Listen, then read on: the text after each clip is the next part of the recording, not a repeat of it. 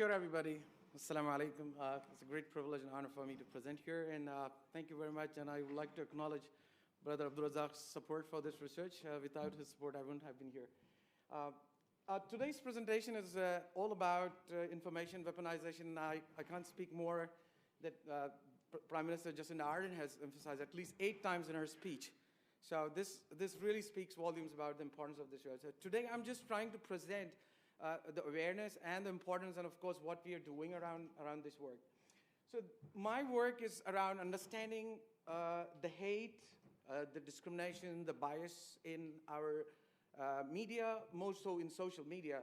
So my idea is to combine the index, which will give us some indicator coming from the social media, news media, and of course the hate incidents report. Combining, we might have a very simplistic idea about what, because hate and hate speech or discrimination or bias online or offline is very dynamic. It's evolving, it's very subjective.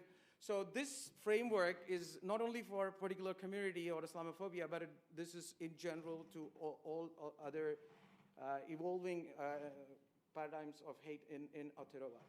So if we are reminded by persistent threat, and one of the most important connecting dots about that is that social media or the print media or digital media plays a very big role. So there's a constant news and reminders around this topic. So social media and online is one of the key, and we need to really understand what role it is playing. Of course, the Royal Commission of Hate has put a special emphasis on, so we need a lot of empirical evidence. We need a lot of data. We need a lot of analytics. We need a lot of research to support and understand in what areas and paradigms we need to focus. To see this horizon or the spectrum of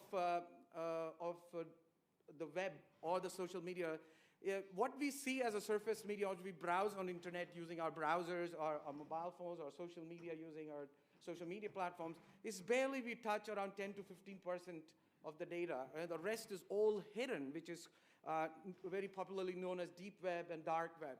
This really requires very sophisticated research, algorithms, and other artificial intelligence. And it's also longitudinal. You need to really have a research of at least 5 to 8 years before you can really understand what's going on in the whole depth and width of this area. We all know that the surface, deep, and the digital media is in a different modality.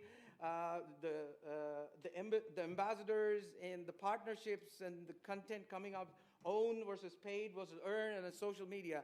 So what I'm looking at is the very niche areas of social media, more so towards Twitter and other websites. So to do that, we need to really understand what are these social media platforms. They're nothing but basically the town criers. Town criers, if you see in the history, they represent somebody, they read whatever they've been given, and their role is to reach as many people as they can. So if you see, Twitter is now, the Twitter's role is now as a search engine. So if you want to know latest what is going on about this event, you better search on Twitter rather than going to Google, because Google is not going to give you anything about what's happened, because I'm sure many of you have already tweeted, shared on social media. So Twitter is one place where it is now a search engine to know the latest news and breaking news. So Twitter is now one of the primary tools to break the news, and you can see right from the others. And then whatever said and proliferated on Twitter becomes the sentiment in all other medias they carry. Then, of course, Twitter is now becoming such a big power that now there is a term coming out, it's called diplomacy. It's about that the people and all the political leaders or the celebrities or the influencers, they use a lot of their influence using Twitters. And just recently, Elon Musk has taken over Twitter, and you can understand that how powerful this tool is and around. And Twitter is also now a fundamental part of where whatever happens on tweet, whatever is being swamped or trended in Twitter becomes the mainstream news. So that's really dictating. Twitter is dictating a lot of media, what goes on both digital and print media as well. So let us see what are their algorithms that basically are. This is coming right from the horse's mouth. Twitter has accepted that their tweets sometimes amplify right-wing political content. And if more so, the Facebook itself, and if you know that this whistleblower has created huge front page where Facebook's algorithms bias were highlighted, and then Facebook had to really go down to the drawing board and redesign about their biases. YouTube, again, MIT's technologies research says there are a lot of their fun alt-right wing. So what do we do about all this bias? We have a lot of biases, and we need to understand those biases, and that's the fundamental part of my work. So biases, if unchecked, this is an ADL, Anti-Defamation League's very famous hate pyramid. If biases don't get unchecked, they can take a shape of prejudice and go into the acts of discrimination and eventually end up in genocide. We have seen this, what happened in the US during the Trump's era. So this is a very, very important, sensitive area that we need to work on understanding the bias coming in from the social media, print media, digital media, and other medias. Because in New Zealand, we live in the 2 degrees of separation. Anything goes on in New Zealand could be very fast than any other country all over the world. So this is a very, very important area.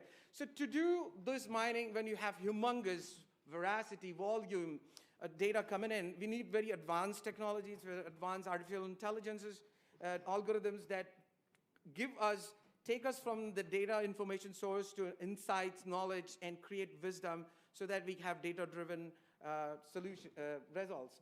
Of course, there are a lot of media organizations all over the world which monitor.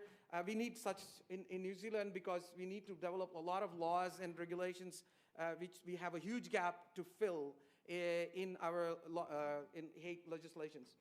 So this research, first of all, fundamentally mines the data from both coming from social media and digital media. And to do so, we have mined the most important trending hashtags after March 15th, and to see what was so this is a corpus dashboard, live dashboard, but unfortunately I cannot show you live over here today, but you can really go drill down and understand where the tweets and what sentiments and what the veracity of sentiment were coming up. To give you a small insight, we did analysis about the movie which was produced on March 15 victims, and we did the sentiment analysis and see the tweet trending map coming in support of that, both in New Zealand and the networks evolving around that. Finally, the hate monitoring report also looks at the digital news media, because digital news media is a very, let's say, formal and articulate content. So we try to compare between the news represented for Muslim community and the other Christian community, and it was a very clear bias around the way it was represented. Again, the news coming out of the various other terrorist incidents, the Nashville bombing or the Christchurch terror attack, there was a clear bias in representing the way the terminologies were used. Finally, I think that we need to really rethink and redesign and restructure the research going around this topic, that we are better informed and our data is rich to support and identify the hate and biases coming out of the topic. I thank you for your time and listening. Thank you.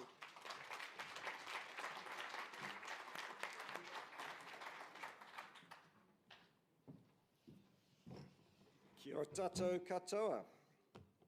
I didn't have time to prepare any slides. Yay. Because I've got you to interact with, so I'm going to take some time to do that. And I'm just conscious that we are imparting a lot of information as a panel.